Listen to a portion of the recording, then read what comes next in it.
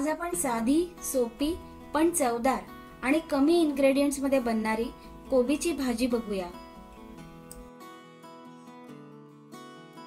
चवीने खाणाऱ्या कुकीड इझी मराठीच्या सर्व प्रेक्षकांचे मनापासून स्वागत। निरनिराळ्या प्रांतांमधल्या, संस्कृतींमधल्या रुचकर आणि नाविन्यपूर्ण रेसिपीज ऑथेंटिक पद्धतीने कशा बनवायच्या हे दाखवणारा हा चॅनल नक्की सबस्क्राइब करा।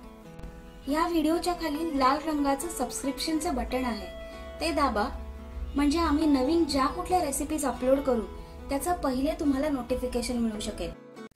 साधारण 400 ग्रॅम वजनाच्या कोबीसाठीचं भाजीचं प्रमाण मी इथे देते आहे।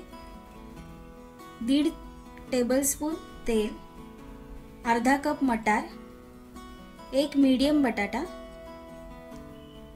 अर्धा चमचा मोहरी, अर्धा चमचा जिरे, 8 ते 10 कढीपत्त्याची पानं, 3 हिरव्या मिरच्या, पाव चमचा हिंग, 1 चमचा साखर आणि चवीप्रमाणे मीठ।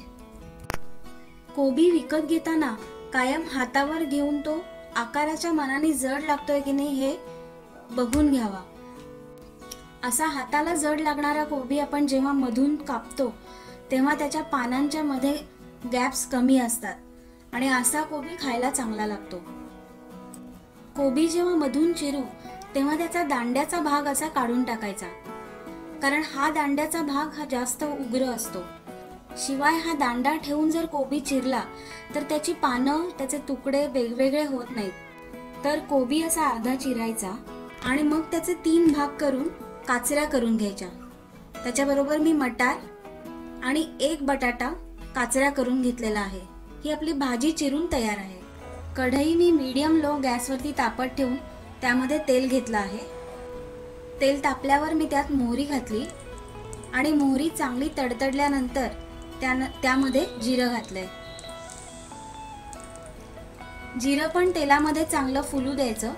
त्यानंतर त्यामध्ये हिंग आणि हिरव्या मिरच्यांना मी मधनं असा काप देऊन घेतलाय। 3 हिरव्या मिरच्या आणि 8 ते 10 कढीपत्त्याची पानं, हे सगळं छान ढवळून घ्यायचं आणि त्यानंतर त्यामध्ये आपण चिरलेली सगळी भाजी घालायची, म्हणजे बटाटा, कोबी, मटार सगळं। थोडी भाजी घातल्यावर मी लगेचच हे कालवून घेते, नाहीतर खालती जी आपली फोडणी आहे ती जळेल। कालवल्यावर मग मी उरलेली भाजी यात घातली आणि आता हे सगळं छानपैकी मिक्स करायचं।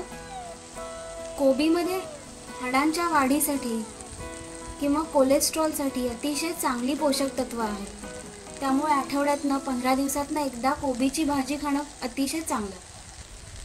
आता यामध्ये हळद, त्यानंतर चवीप्रमाणे मीठ आणि 1 चमचा साखर असं घालून हे सगळं मिक्स करून घ्यायचं।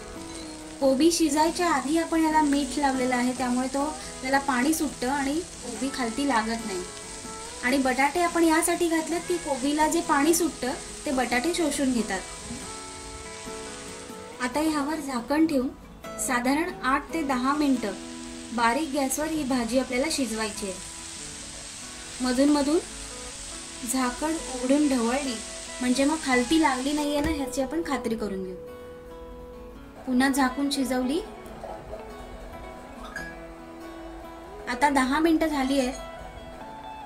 बटाटे व्यवस्थित शिजले आहेत आणि कोबी सुद्धा। तर अशी ही बनवायला सोपी, झटपट होणारी कोबीची भाजी पोळी, चपाती, फुलका किंवा वरण भात, कढी भात, आमटी भात, अगदी दही भाताबरोबर सुद्धा खूप छान लागते। शिवाय कोरडी असल्यामुळे ही डब्यात सुद्धा नेण्यासाठी खूप उपयोगाची आहे। ओलं खोवलेलं खोबरं आणि कोथिंबीर घालून ही भाजी आपण सर्व करू। तर ही कोबीची भाजी जरूर करून बघा आणि तुमचा अभिप्राय मला कमेंट बॉक्समध्ये नक्की कळवा।